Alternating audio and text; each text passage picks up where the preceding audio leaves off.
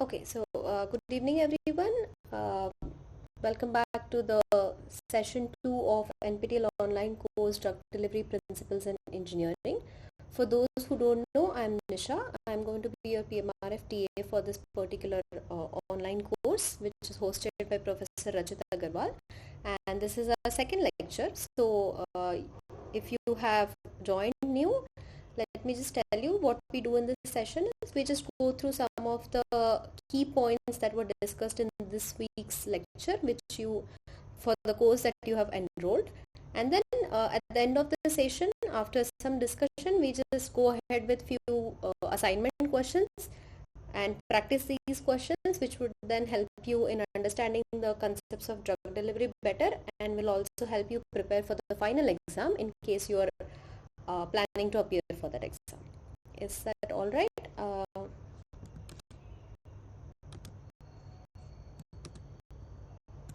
Okay, so let's start with discussing some of the points that were covered in week 2 lectures. So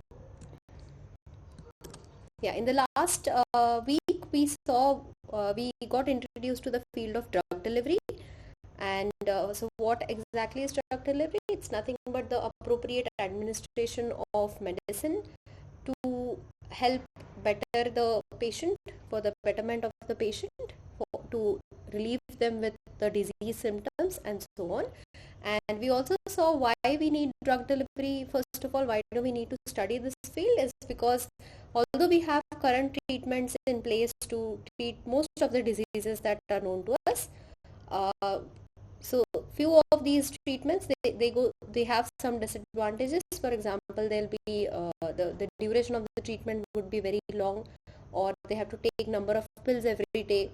The pills always have side effects associated with them. So to relieve the patients with some of these disadvantages, we need to engineer certain delivery systems to help them reduce the dosage frequency or to help reduce the duration of treatment and so on. So we have seen some basics related to drug delivery field. In this lecture, we'll see some more basics and then we'll enter into the actual drug delivery systems that people have developed to help the patients better.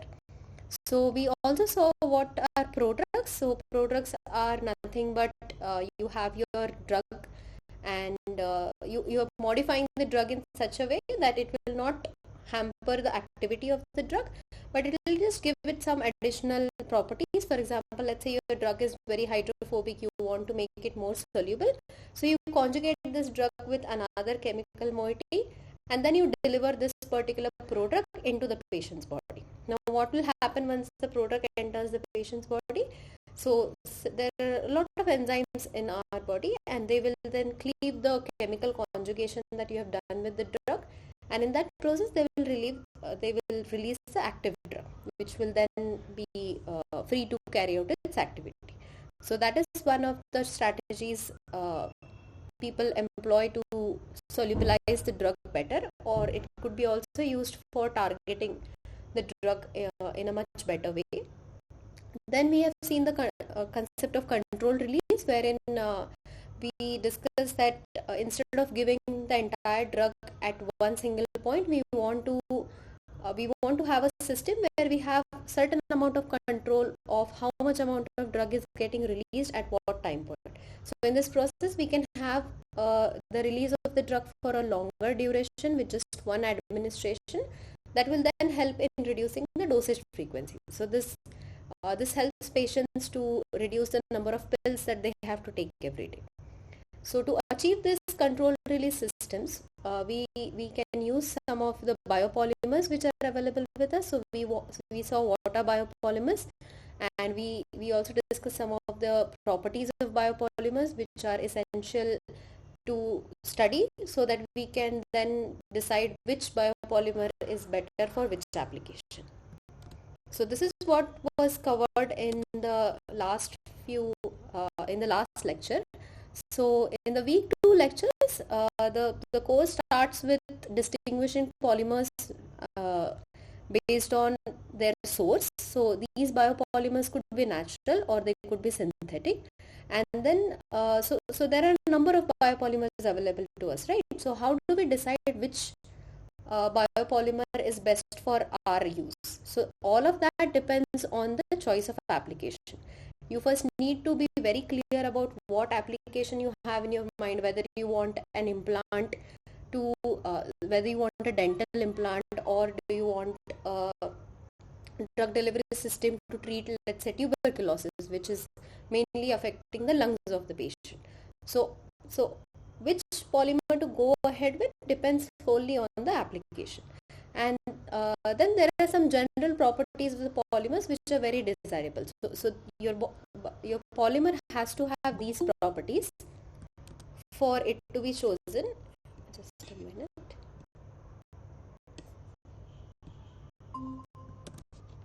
Right. So your biopolymers, the polymers that you're going to use for delivering drugs into the human body, has to be, first of all, non-immunogenic. So what does non-immunogenic mean? So if you guys have any problem in understanding any of the concepts, you can just write in the chat box, or you can unmute yourself and let me know your problem. So so as I was talking about the desirable properties of polymers, so first is non-immunogenic. So your biopolymer, or the polymer that you have chosen for your application, has to be non-immunogenic. What does that mean? It should not elicit any immune response in the patient's body. So because all these polymers that you're going to ultimately administer to the patient's body are going to be foreign to the human body, right? So there is definitely going to be some amount of immune reaction, but you have to take care that it shouldn't be so extensive, and it shouldn't launch a very severe immune attack in the way that will hamper the patient even more than the disease that you're trying to cure. So all of these points you need to keep in mind. It shouldn't be non-immunogenic. It shouldn't be immunogenic.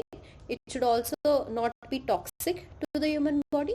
So, and then the way you choose the right polymer also depends on the route of administration that you're going ahead with. So sometimes what can happen is, let's say one polymer that you have chosen, for example, polyethylene glycol, it is possible, this is just an example I'm giving.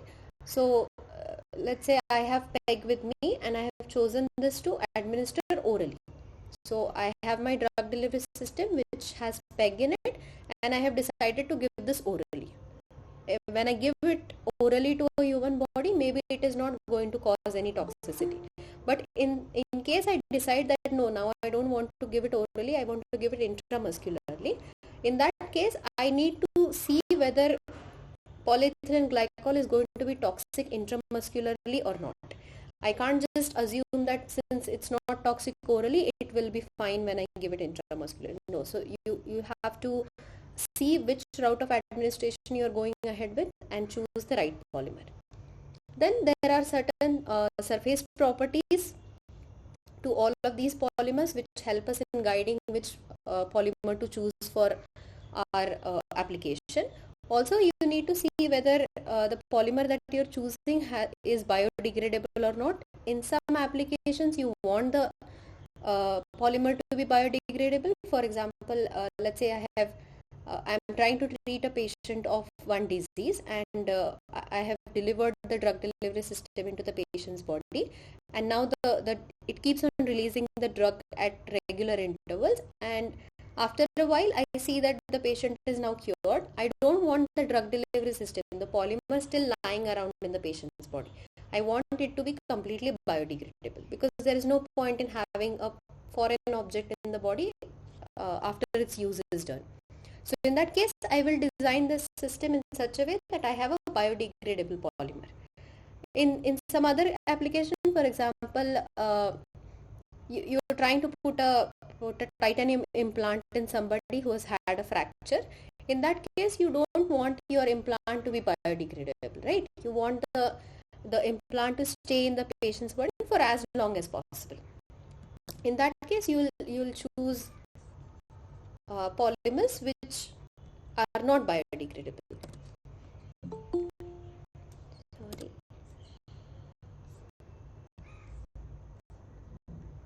sorry, I'm just admitting people who are joining a little late.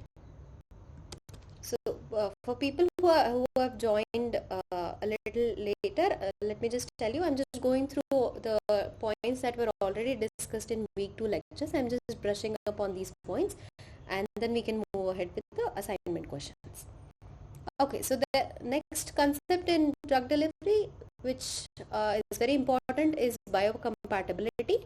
So biocompatibility means it is in context with the polymers that you're going to use for your drug delivery systems. So as I was talking about polymers being foreign, so all of these polymers are going to be foreign to the human body. So some amount of so the human body is always going to react to these polymers to some extent. All we have to do is we have to choose for polymers which will have the least possible negative reaction. So that means it should be highly biocompatible with the human body. Right. So how do I even know that my polymer is going to be biocompatible or not before putting it into a patient's body? So for that, we have a lot of assessment tests we can do. What I can do is so I work in a drug delivery lab, right? I'm a student in Professor Rajit Agarwal's lab. So what I do, let's say I have a polymer and I want to see whether it will be biocompatible with the human body or not. So what I do is I just take mammalian cell lines. I just take cells from which are mammalian in origin, and I try putting my polymer along with these mammalian cell lines and observe these cells for some duration to see whether the cells are dying or not, whether their morphology changes or not, whether incubating the cells with polymer, is it going to cause any harm to these cells. So if I see that everything is fine, I can conclude that okay, this polymer is not going to be toxic to the mammalian system. To further confirm this, what I can do is I can take the polymer, I can take my drug delivery system, and I can work with some animal models. So let's say mouse is very routinely used as an animal model in these studies. So what I can do is I can put my polymer in a mouse body and see and monitor the weight, let's say weight of the mouse, to see whether it's delivering polymer to the mouse. Is it causing any weight loss or not? Is the animal fine? Is it bleeding or not? So all of these tests can be performed to check the biocompatibility of any polymer. Right. So next point that was discussed in the lectures is improving biocompatibility. So what does this mean is, let's say I have a polymer with me and it has given me excellent results with all my in vitro and in vivo assays, but I see that the biocompatibility is a little less than what I would like. In that case, what I can do is I can try improving the biocompatibility of these polymers. For example, I can do surface modification. So the details of these you can find in the lectures, as well as we can discuss in the assignment questions ahead. So there are ways of increasing biocompatibility of a particular polymer. The next concept that was discussed is biodegradability. As we just talked about, we need few polymers to be biodegradable. So biodegradability and bioerosion are somewhat similar concepts. So biodegradability means that the polymer will be broken down in the patient's body because of the action of some enzymes or some biological element. On the other hand, bioerosion is nothing but breakdown of a polymer which occurs because of, let's say, water. So water hydrolysis can occur and it can break down your polymer chain, and that will lead to bioerosion. So this bioerosion can be of two types. It can be a bulk bioerosion or it could be a surface bioerosion. What does bulk bioerosion mean? It means, let's say you have this sphere kind of thing of a polymer, and water enters into the sphere, so it is going to start eroding all over the place. It's going to start breaking down from inside as well as from the surface. So this is known as bulk bioerosion. On the other hand, there is something known as surface bioerosion. What does this mean? the polymer will start eroding only from the surface. So the water may not be able to penetrate into this polymer to a very great extent, so it will start eroding from the surface. So, and then there are several factors which affect this bioerosion. So it could be backbone meaning what exactly is your polymer made of. Is it very susceptible to water? Is it going to be hydrolyzed very easily with water, or if it's going to be hydrophobic in nature? If it's hydrophobic, the linkages in between the monomers, if it's hydrophobic, then water won't be able to easily break this. Or let's say your polymer is more crystalline in nature compared to its amorphous nature. So if it's crystalline in nature, your polymer chains are going to be arranged in a very high order, and they will then resist water penetration. So in that case, it will erode very slowly.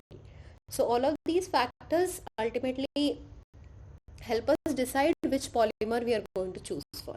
If you want your drug delivery system that you have delivered into the patient's body to erode very early, very fast, in a very fast manner, then you can choose the polymers accordingly. So if you people have any doubts, you can stop me at any point and let me know. You can either unmute yourself and go ahead, or you can write in the chat box as well. Okay, so there are a few biodegradable polymers which are discussed in much detail in these lectures. Few examples are polyesters and polyanhydrides. Then the next concept that was discussed is polymer drug conjugate. So this is one of the drug delivery systems. We will discuss more about this in the subsequent assignment as well. There's one question regarding this. So what a polymer drug conjugates is nothing but you take a drug and you conjugate certain polymers to it. So the most commonly used is polyethylene glycol, PEG. So there are various advantages to this polymer drug conjugate system. So these are because PEG is hydrophilic in nature, it will make your drug more soluble. As I was talking at the start, let's say you have a very nice drug, you have discovered a new drug, and you want to use it in a patient's body, but you see that it is very hydrophobic in nature. It is not getting, the moment you put it into the body, it's getting precipitated, it's not being absorbed. Unless and until your drug is being absorbed in the bloodstream, it is not going to be of any use. So in that case, to make it more soluble, you can conjugate this drug with polyethylene glycol. It also makes the formulation more stable. It also makes it more safe. How, we'll see in the next question. And this gives you a certain control over the release of these drugs. Now, every drug delivery system is going to have few advantages, as well as it will also have disadvantages. So the limitations of polymer drug conjugate is are as I have listed here. So it's a new entity, right? So earlier, let's say you have a drug which is already approved, and now you have conjugated it with a polymer. The drug may have been approved by the officials, may have been received FDA approval, but now you're conjugating it with a polymer, which makes it into a completely new entity. Now you have to again get the approval of these official bodies for it to go ahead with the clinical trials. Or it could happen that in this process of conjugating polymer to the drug, you have somewhere lost the activity. The drug might lose its activity. We have to check for that. So that is one problem, and also sterilization of this polymer, right? So everything that goes into the human body has to be absolutely sterile. Otherwise, you'll start causing infections in the patient's body. So sterilization of drug is okay, but now you have to also worry about sterilization of this polymer that you have conjugated. So these are some of the limitations of polymer drug conjugate systems, and there are always ways to overcome some of these limitations. Right, and the last point that was covered in this week's lecture was talking about controlled drug release. So these could be diffusion control systems, wherein the way the drug gets released from this drug delivery system is governed by the process of diffusion.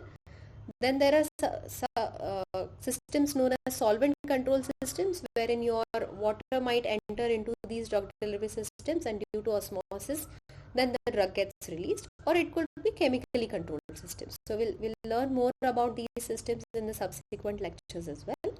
So does anybody have any doubt, or was anything unclear in these points? If not, then we can move ahead with the lecture, with the assignment questions. Is it okay if I go ahead?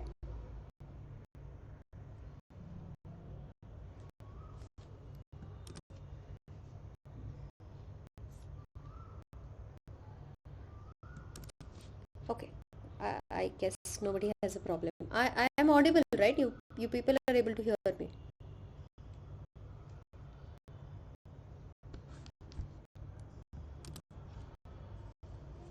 Okay, I'll take that as a yes. So let's move on with some of the questions. The first question, I hope you can see it on the slide. So it's, what are the disadvantages of anti-PEG antibodies? You have to choose two correct options, and I'll just give you a few seconds to go through the options as well, and then you can let me know the answer. You can either unmute yourself and tell me the answer, or you can write it in the chat box as well. I'll wait for a few minutes.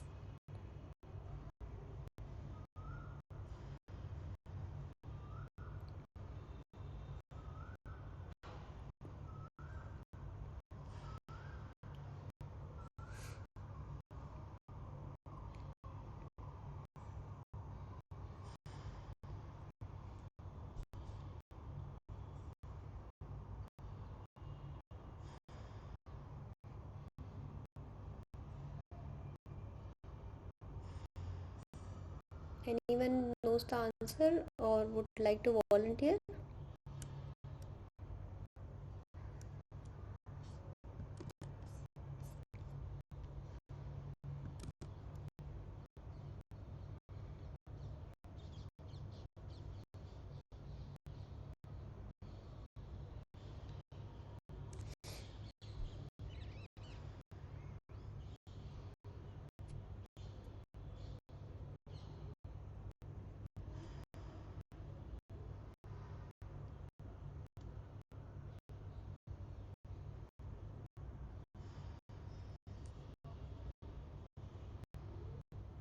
Anyone wants to tell me the answer? If not, we'll anyways discuss it in detail, but can somebody, if people would like to answer in the chat box, that's also fine.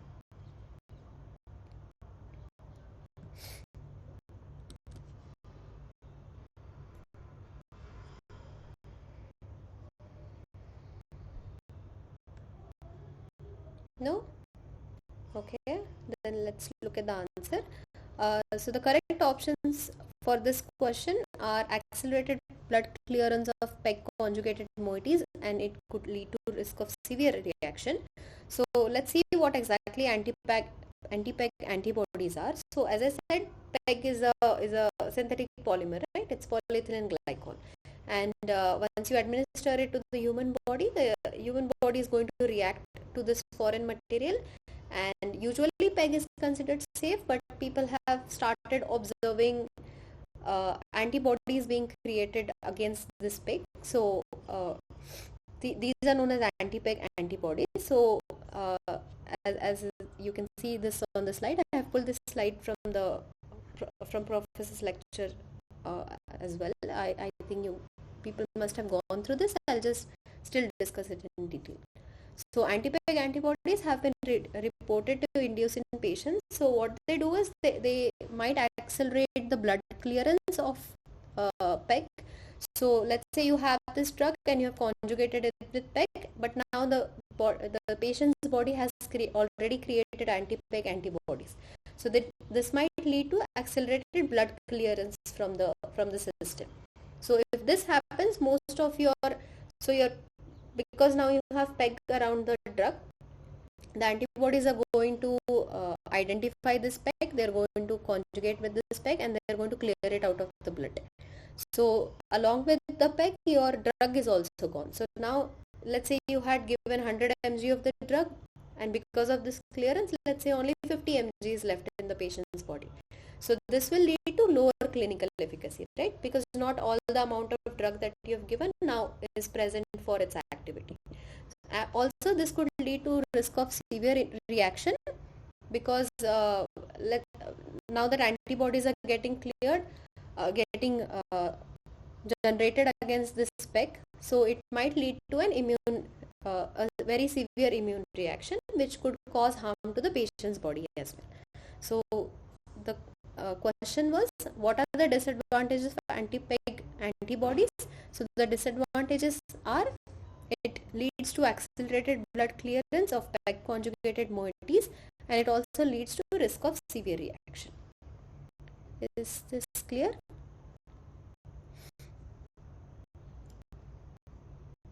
I hope you people have understood this question and why these two options are the correct answer. If not, I can go over the question again if there is a doubt. If not, then I'll move on towards the next question. Is this clear?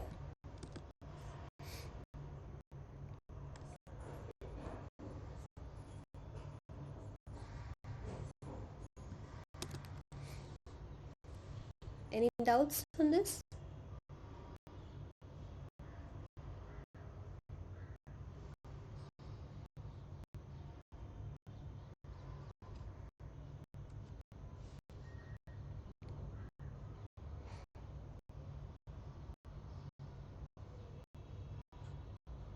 I guess not. Okay, then I'll move towards the next question.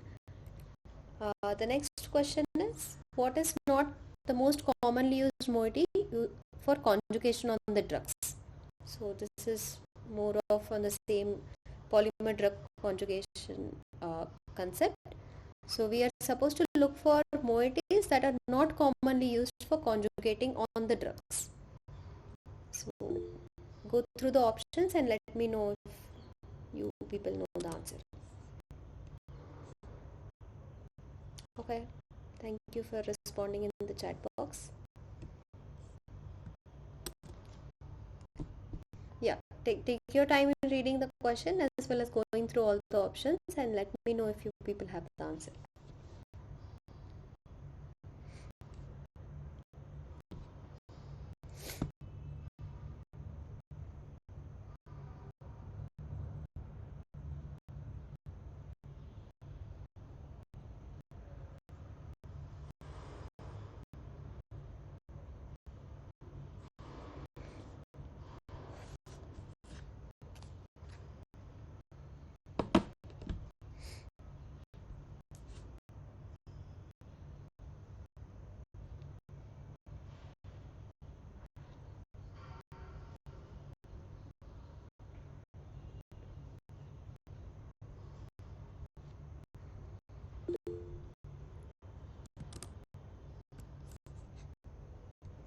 I guess someone is answering 1 and 3. 1 and 3 is lysine and cysteine. Okay, thanks for answering. Does anybody have any other answer? Make sure you read the questions properly. It is asking us which moieties are not commonly used for conjugation on the drugs.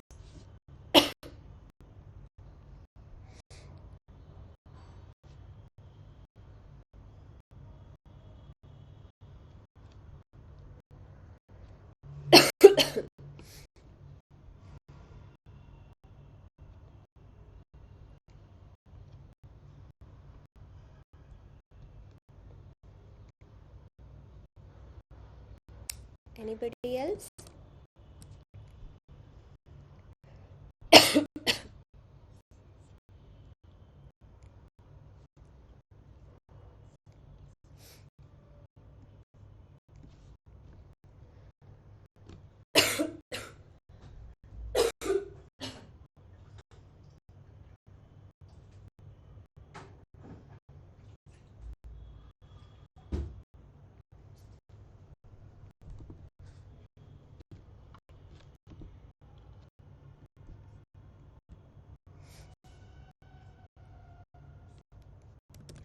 Do people have any other answer? Somebody is answering one and option 1 and 3.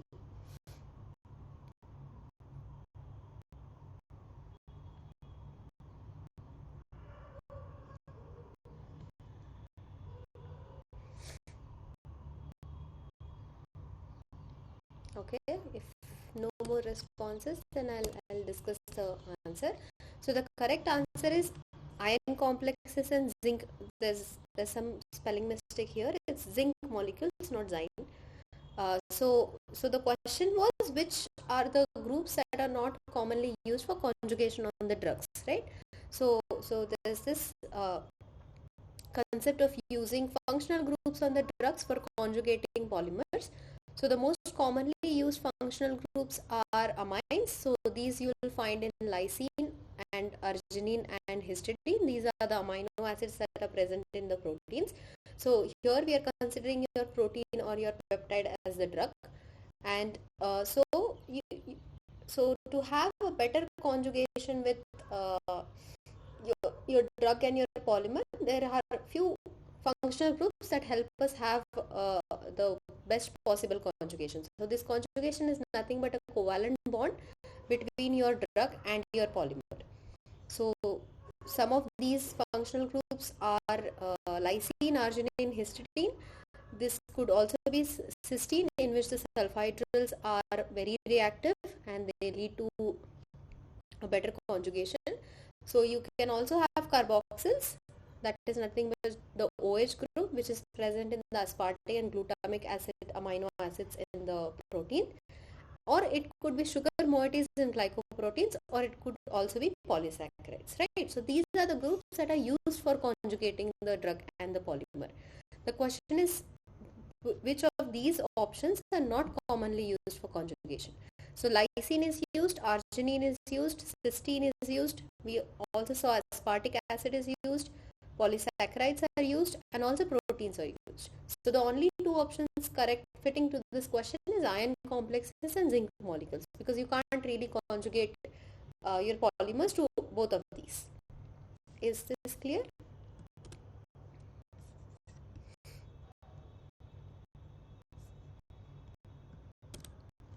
I hope I'm making sense and you people are understanding the explanation as well as the question. If there are any doubts in this particular explanation, you can let me know and we'll try discussing this again. Is this clear?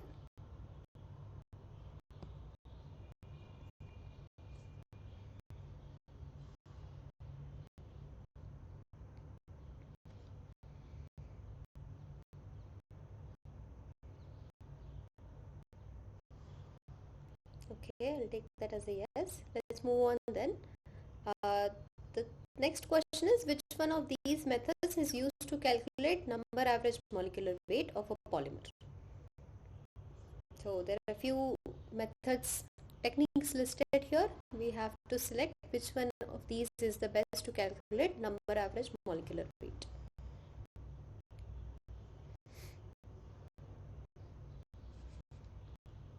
If you people know the answer, you can let me know.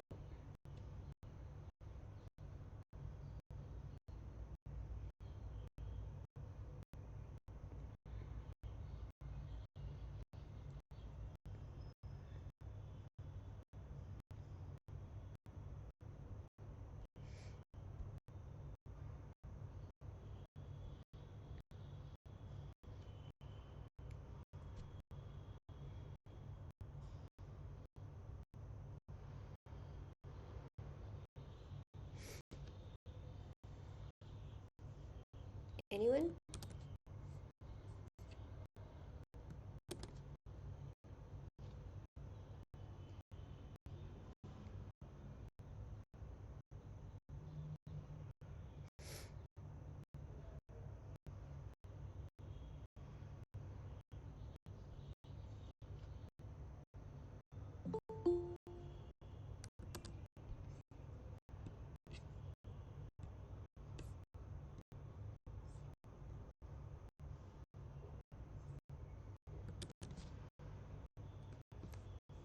Would anybody like to volunteer for this question?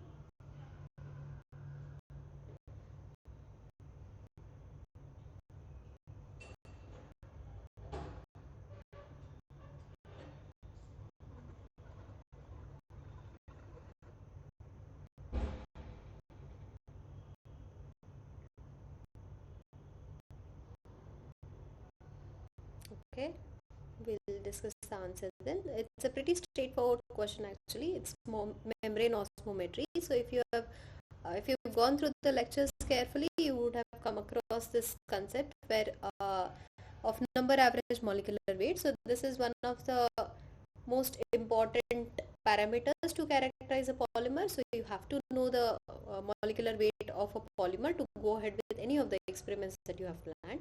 So there are ways to calculate to estimate the number average molecular weight. So this can be done with a bunch of different techniques.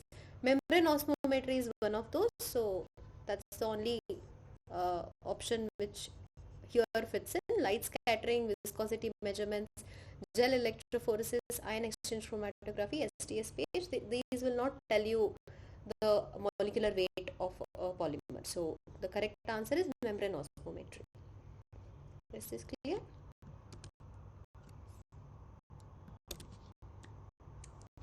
Okay, I don't think there should be any doubts with this question.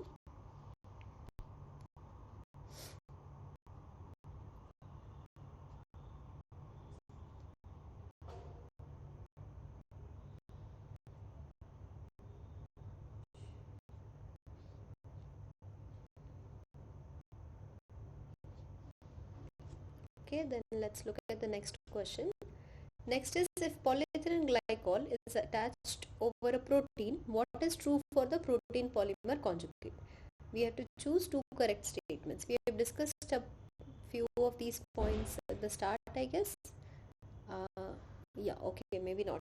So we can discuss it now, but before I move on towards the answer as well as the explanation, would anybody like to answer? I'll take a few minutes pause here and let you people read the question as well as the options. If anybody knows the answer, you can write in the chat box or you can let me know.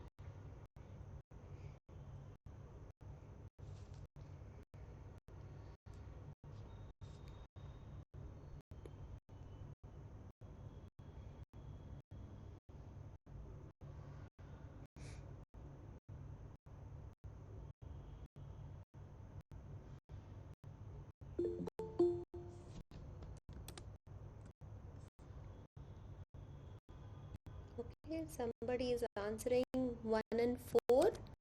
1 and 4 is increase in size to reduce kidney filtration and decreased accessibility for proteolytic enzymes and antibodies. Okay, thank you for answering.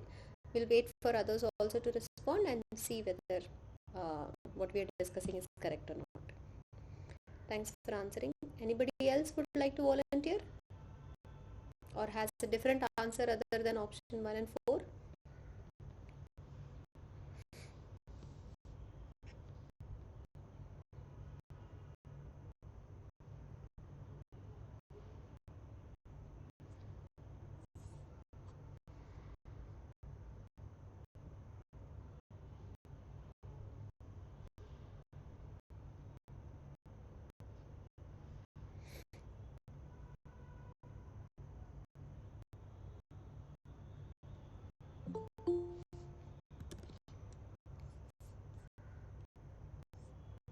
Okay, someone else has also answered 1 and 4. Thanks both of you for answering. Others?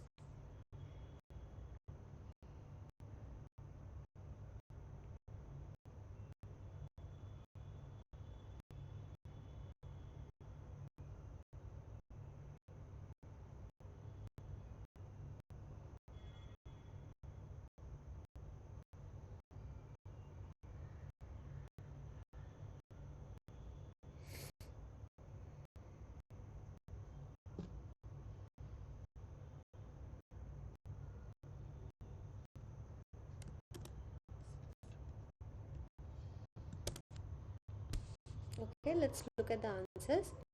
Yeah, both of you are correct. The correct answer, correct options for this question are increase in size to reduce kidney filtration and decreased accessibility for proteolytic enzymes and antibodies. So these are the two advantages of having conjugating PEG over your drug. So let's say this protein is a drug and you have conjugated. This is how PEG chains get conjugated to your drug. So there are a lot of advantages of having this protein polymer conjugation. So one of it is it increases the solubility due to PEG hydrophilicity. As I was saying at the start, that maybe your drug is hydrophobic in nature, but you still want to deliver it to the patient's body. In that case, you conjugate it with PEG, because PEG is hydrophilic. It will the entire system will be solubilized, and more amount of drug can reach the bloodstream. So that is one advantage. Another is it increases in size and to reduce kidney filtration. So if you remember from some of the initial lectures, the if your drug, if your protein is within the size range of 9 to 11 nanometers, it will very easily get filtered by the kidney. So you don't want that, right? You want the drug to be retained in the patient's body for some amount of time. Otherwise, it will, if you just deliver it, it will immediately get filtered. There'll be no drug in the patient's body. So in that case, to increase the size of your particular drug, you can also conjugate it with PEG chains. So that now increases, since let's say from 11 nanometers you could go to 50 nanometers. So in that case, kidneys won't be able to filter it, and the drug will retain in the patient's body for a longer time. Another advantage is it decreases the accessibility for proteolytic enzymes and antibodies. So as I was saying, let's say, so your drug is also going to be a foreign material to the patient's body, right? So the patient's body is also going to react to this drug. So if the drug is completely exposed, it's very easy for the antibodies and several enzymes that are present in the human body to target this drug. They'll start acting upon this drug. They'll maybe clear it faster, or they'll start breaking down this particular protein. So to avoid that, you can conjugate it with PEG, and since PEG is biocompatible with the patient's body, it will not allow the enzymes and antibodies to interact with. So it will to some extent definitely interact, but it reduces the amount of interaction that could happen. So these are few of the advantages of protein polymer conjugation. So now if you go back to the question is essentially asking us what are these advantages, and if you go through the options, so the first is increase in size to reduce kidney filtration. Yes, that is true for protein polymer conjugate. It enhances clearance. No, it actually slows down clearance. Accumulation in the heart is I mean, the option doesn't make sense here. Then there's decreased accessibility for proteolytic enzymes and antibodies, as we just saw. Yes, that is true. It increases protein adsorption. This is false. It actually decreases protein absorption. Aggregates and precipitates in the blood. No, since now you have PEG, which is hydrophilic in nature, it will actually solubilize your drug. So there will be no precipitation in the blood. And enhanced location to the brain. No, it doesn't make sense here. So it's not going to go to your heart or to your brain. The only two options that are correct for protein polymer conjugate are 1 and 4. So whoever answered 1 and 4, you're absolutely correct, and thanks for responding. Okay, is this concept clear of conjugating PEG for certain advantages in the drug delivery system? I hope it's clear. If not, if there are any doubts, then I can go over the explanation again. So people who have joined late and who might have missed some of the initial questions, at the end of the assignment, I can go over the questions again, and we can then discuss in case you have missed it.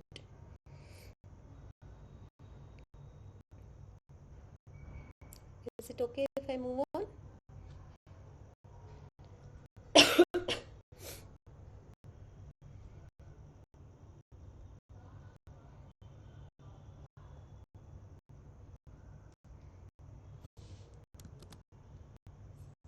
Okay, I'll take that as a yes, since there are no doubts. So let's look at the next question.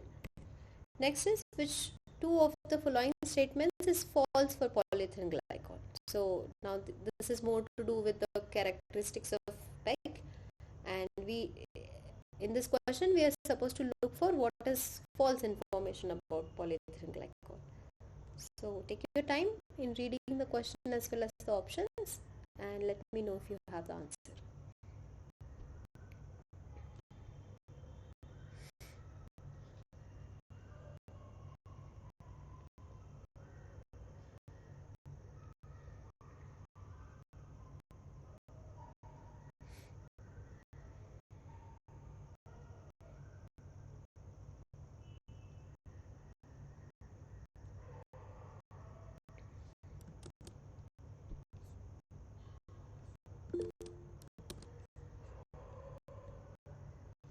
Okay, someone is answering 1 and 6. One is very hydrophobic and highly toxic. Okay, thanks for answering. Somebody has answered 1 and 6. Does anybody have a different answer?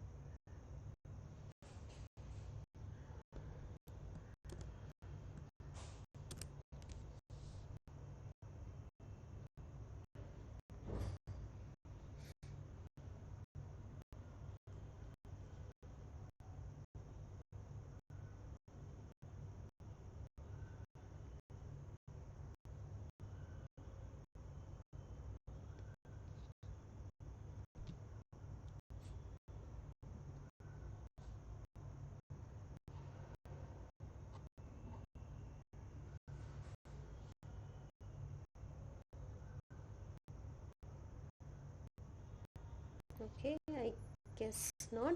There's only one response in the chat box, I think. Okay, someone has also answered 1 and 6. Thank you for those people who are responding in the chat box. Let's look at the answers. Both of you are correct. Very hydrophobic and highly toxic are false statements about polyethylene glycol. So, as we have been discussing since the start of this lecture, that PEG is actually very hydrophilic in nature. That's one of the advantages of having PEG. And the properties of PEG are listed here, but we'll go over the options. So, very hydrophobic is false. You have your first answer here itself. It's highly biocompatible. It's true. It has a flexible backbone. Yes, that is one of the reasons that you can conjugate it with the drug, and it behaves as a brush to not let your uh, prote- the protease enzymes as well as the antibodies to reach the particular drug. So it has a flexible backbone. It is soluble in both aqueous and organic solvents. Yes, it is non-toxic. Highly toxic is again false, and it is also FDA approved. So that's the reason it has been used extensively in a lot of drug delivery applications. So which of the two statements are false for PEG? It's very hydrophobic and highly toxic. Is this question clear? So you people have to keep your eye open very vividly on the questions itself. Sometimes it's asking for false statements, sometimes it's asking for true statements, and also for few of the questions you have to select two options. If you select just one, that would be half correct, and there are chances you might lose points in that. So please read the questions carefully. If there are no doubts in this particular question, I'll move on towards the next one. So the next question is, why is it desirable to achieve a zero order release for a drug delivery vehicle? So, and then we have four options to choose from. Only one option would be correct. So if you people have learned about release rates, control release systems, if you have gone through that particular lecture, you'll be able to answer this. Let me know if anybody knows the answer. If not, then we'll of course discuss.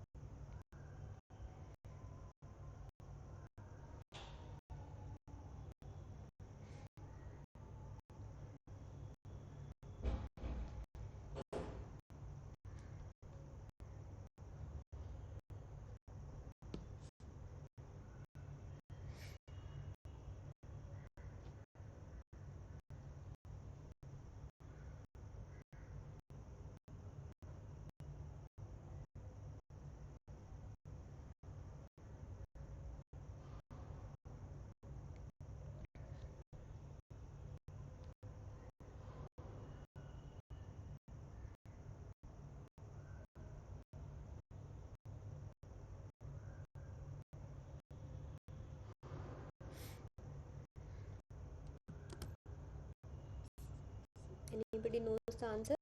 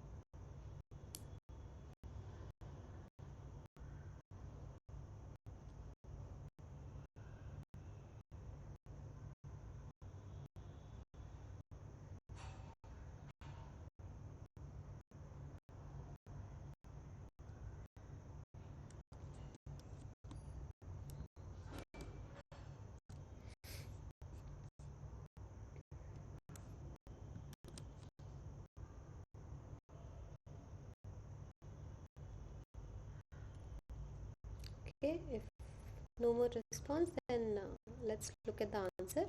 The correct answer is the release kinetics are more predictable, hence it allows accurate dose calculations. So what does a zero order release rate mean? So let's say you have a drug delivery vehicle. For example, you have a drug and over that you have a polymer coating which is non-degradable. So it's essentially a reservoir system. So zero order release rate means that whatever drug gets released from the rate of release of the drug from the system does not depend on the actual concentration of the drug. So it is going to have a constant release rate. So why this becomes why do we need such a system is because the release kinetics are much more predictable and it helps us in accurately calculating the dose that we have to give. So it's you might read it from the slide as well. So in case, so there are two types of release rates, right? There is zero order release as well as there is the first order release. So zero order release means the rate of drug release is independent of the actual drug remaining inside the device. On the other hand, first order release means the rate of the release is going to depend upon how much amount of drug is already present in it.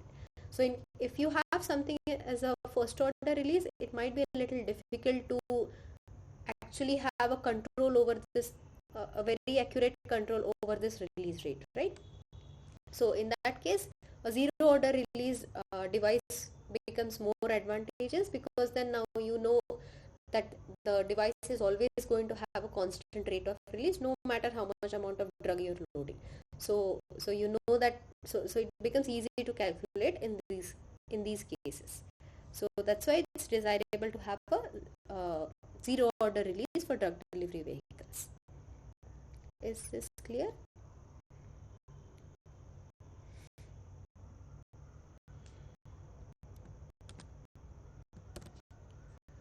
If you people have any doubts, you can uh, write it in the chat box or you can unmute yourself and let me know.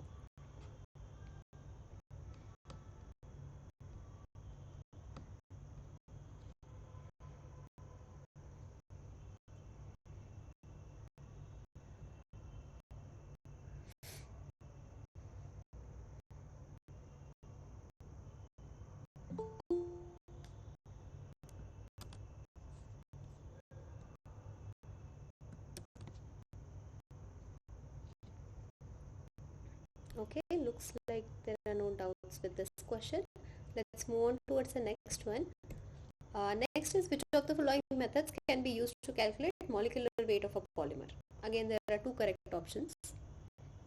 So I think we have discussed this in one of the previous questions as well. But so this should be easy. Nonetheless, I'll wait for a few minutes to let you people go through the options.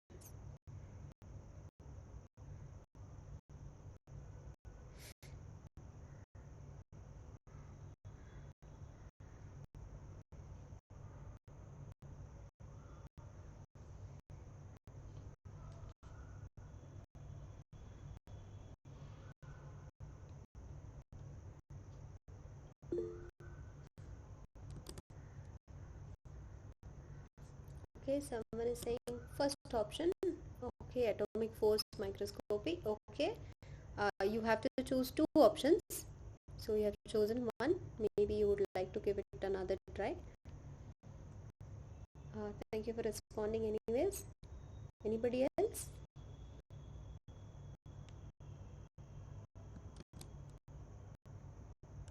Okay, you're saying first and last. Atomic force and gel permeation chromatography. Okay. Thanks for answering. We'll look at the correct options in a while.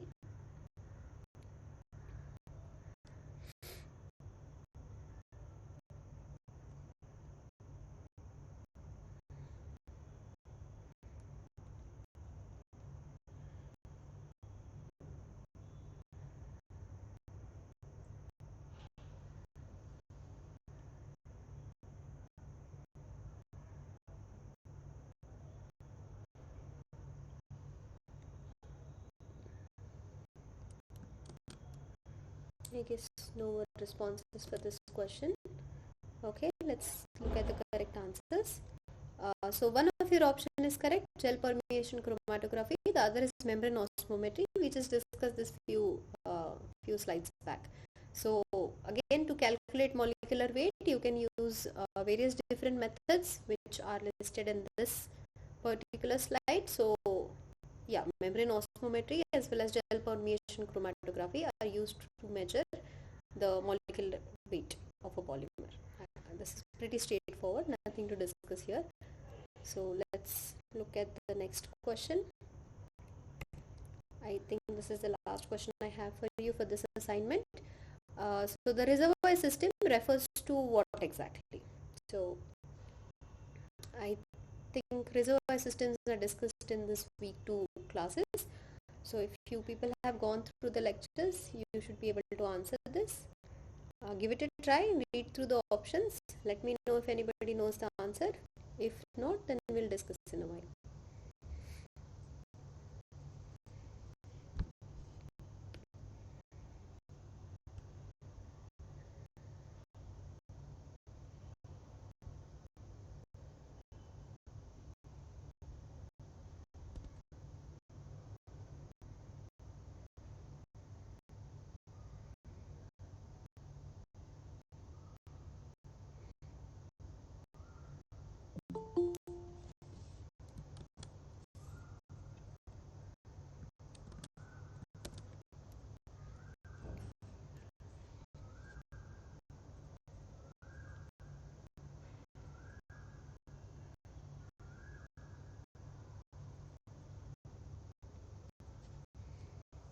Anyone would like to volunteer for this question?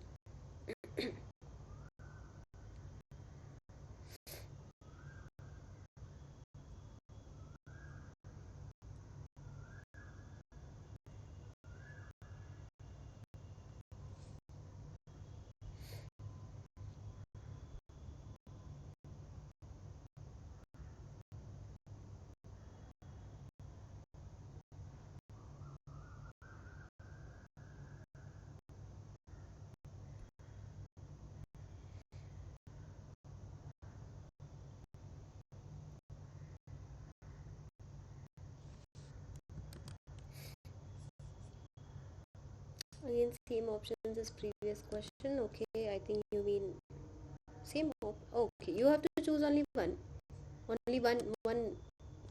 option for this question.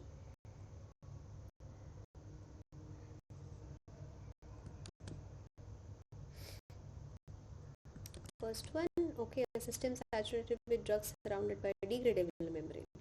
Okay, thanks for answering. We'll look at the answer in a while. Anybody else wants to give it a try?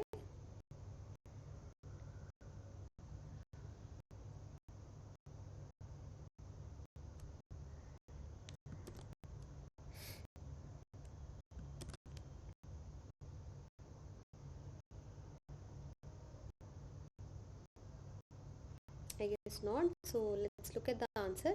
So the correct answer is systems which are having a non-degradable membrane and are super saturated with drug. So this is what a reservoir system is. So it is supersaturated drug reservoir, which is covered with a non-degradable polymer membrane. So what essentially it means is you have a drug core, and the drug is at a very very high concentration in this particular core, and then you have a polymer membrane which is non-degradable. So what would happen is, because of the diffusion once you deliver this system to a human body, wherever you're delivering it, surrounding to this particular drug delivery system, there is no drug, but inside this system there's a lot of amount of drug there. So because of diffusion, the drug is going to start flowing. So, and this polymer is porous. Although it is non-degradable, it has small pores in it from which the drug can be released into its surrounding environment. So this is what a reservoir system is. So this is one of the examples of having a zero order release rate system, which we saw in the previous question, right? So you have a very fixed amount of drug inside the system, and the only way that the drug can be released is through this porous membrane. So no matter how much amount of drug you have inside, there will always be a constant rate of drug release from this polymer membrane. So this is what zero order release rate means, and this is what a reservoir system is. So if you just have to read through this, it's a super saturated drug reservoir surrounded by a non-degradable polymer membrane. And that's option, I guess, 4. Systems with a non-degradable membrane and are super saturated with drug. Is this clear?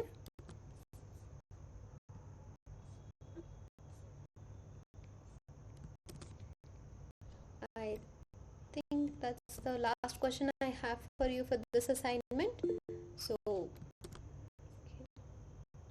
thank you. Thanks for responding in the chat box. So that's all I have for you for this particular assignment, for this particular session. If anybody has missed the previous few questions, I can go over them quickly once more for your benefit. If anybody has any other doubts, you can speak up now, or if this would feel repetitive to you, you can also log off from the meeting, and I can meet you people next Tuesday at 6 o'clock. So in that, we'll discuss some points from week 3 lectures, and also new assignments. So next session I will also be discussing some numericals, which I haven't done until now for the first 2 sessions. So yeah, let me know if you have any doubts. If not, I'll just quickly go over all the questions once again. So the first question for this assignment was, what are the disadvantages of anti-PEG antibodies? And the correct answer is, it accelerates the blood clearance of PEG conjugated moieties and also has a risk of severe reaction. So the explanation is in the next slide. You can go through this. If you find that this explanation is not adequate, you still have more doubts, you can ask me in the next session as well. That is completely fine. So the next question was, what is not the most commonly used moiety used for conjugation on the drugs? The correct answer was iron complexes and zinc molecules. These moieties are not used for conjugation on the drugs. Next is, which one of these methods is used to calculate number average molecular weight of a polymer? The correct answer was membrane osmometry. Next is, if PEG is attached over a protein, what is true for the protein polymer conjugate? We have to choose 2 correct statements. The right answer was, it increases the size of the drug to reduce kidney filtration, and it also decreases accessibility for proteolytic enzymes and antibodies. Then which 2 of the following statements is false for PEG? The correct answer was very hydrophobic and highly toxic. Those 2 statements are false about PEG. Everything else in the options is correct information for PEG. Next was, why is it desirable to have a zero order release for a drug delivery vehicle? Because the release kinetics are much more predictable, and hence it allows accurate dose calculations. Next question was, which of the following methods can be used to calculate molecular weight of a polymer?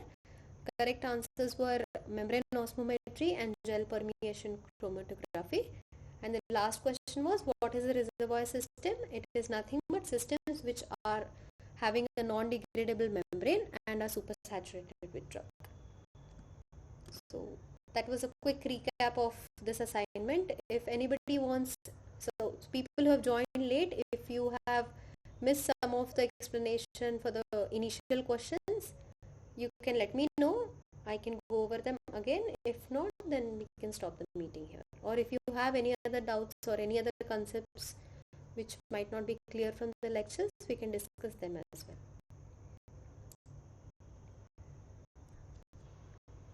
Yeah. Let me know if you have any doubts.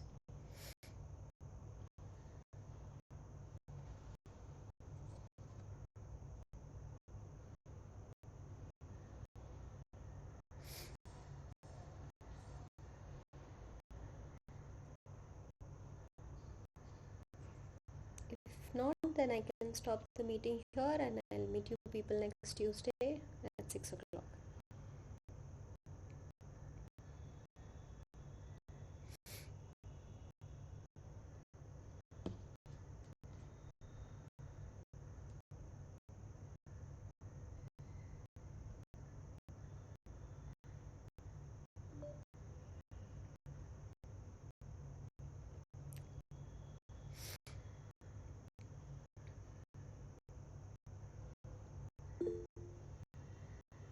Okay, thank you.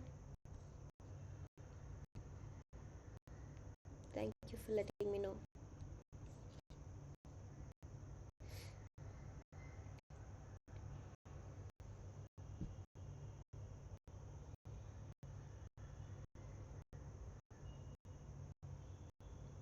Others who are staying back, do you have anything else to discuss?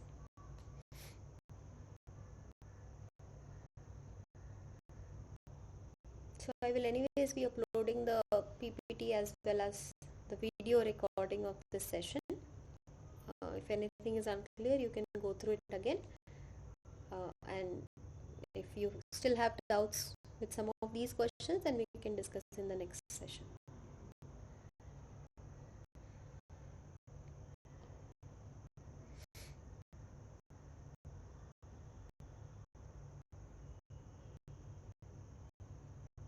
Okay, I can log off the meeting then. Thank you for joining this. Okay. Okay, bye.